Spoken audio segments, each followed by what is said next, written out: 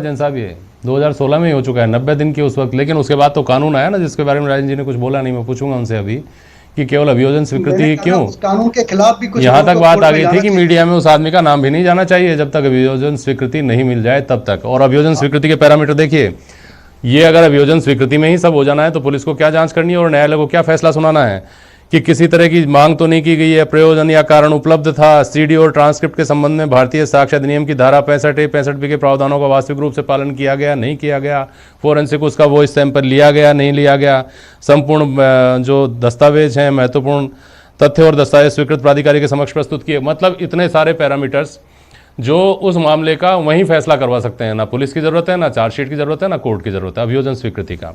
ये बात चूंकि अक्सर होती रहती हैं, भ्रष्टाचार से जुड़ा कोई भी बड़ा मामला आता है उसको लेकर बड़ी चर्चा छिड़ती है, तो इस तरह के बहस मुबाहिसे होते हैं। लेकिन मुझे लगता है कि असली बात यहीं आकर ठहरती है जिसके ऊपर आज हम इस मामले बहस में चर्चा कर रहे हैं।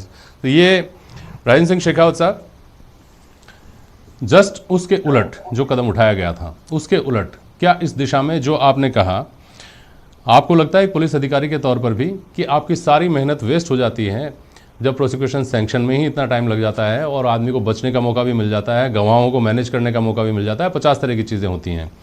तो इसको जो जैन साहब ने कहा कि पूरी तरह बंद भी नहीं होना चाहिए, बीच का रास्ता क्या निकल सकता है राजन जी?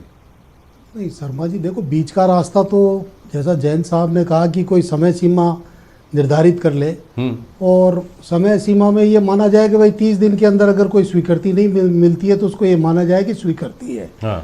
दूसरा एक रास्ता और है सरकार के पास। हाँ। जो भी फील्ड पोस्टिंग में किसी को भी तैनात किया जाता है तो उस अधिकारी का पहले ये देखा जाए कि इसका इतिहास क्या रहा है। जैसे अभी आप ये देखिए, अभी लेटेस्ट 2 घटनाएं हुई, बड़ी घटनाएं। पहले IAS IPS अधिकारी होते थे, उनको देवता की तरह मानते थे लोग बाग, कोई उनके बारे में ये संदेह नहीं करता था कि ये कोई भ्रष्टाचार करेंगे।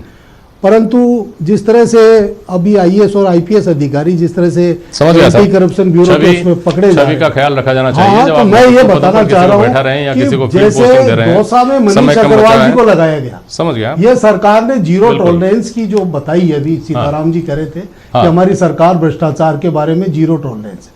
आपको पता मनीष अग्रवाल जी का जम्मू और कश्मीर के अंदर बलात्कार के एक मामले के मनीष अग्रवाल जी के ऊपर पूरी बहस हो चुकी है।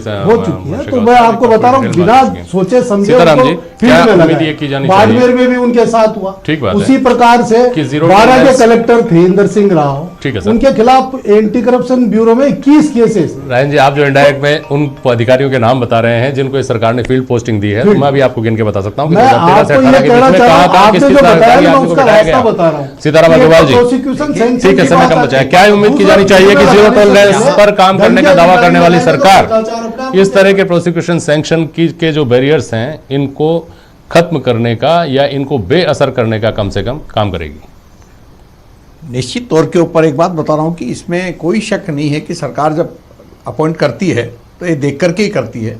उसके बावजूद भी चाहे सरकार बीजेपी की रही है चाहे कांग्रेस की रही है, ऐसा राजेंद्र जी आज बोल रहे हैं, लेकिन इनके टाइम के अंदर भी जो जैसे सिंघवी साहब गए हैं, कई ऐसे अधिकारी गए हैं जिनको इन्होंने ही पावर दे रखे थे, तो वहां भ्रष्टाचार करने के लिए सरकार नहीं लगाती। देखिए एक बात बताता हूँ, कोई भी सरकार, अभी जैसे महेंद्र सिंह जी ने कहा कि हर सरकार की एक मंशा रहती है कि भ्रष्टाचार से दूर रहे, भ्रष्टाचार उसके राज में नहीं रहे, तो वही सरकार ये चाहती है। लेकिन अधिकारी तो है ना, और अगर भ्रष्टाचार करेंगे तो उसकी सजा देने के लिए जिन अधिकारियों को भी डेपुट किया गया है वो भी तो हमारी सरकार ने डेपुट किया गया है ना। ठीक है, निश्चित तौर के ऊपर किसका वो पैरामीटर है क्या किसी के पास कि हाँ भाई ये है, फलाना है, डिकड़ा है। बहुत आदमी तो छुपे रुस्तम रहते हैं जिनको जिंदगी के अंदर कभी यही नहीं।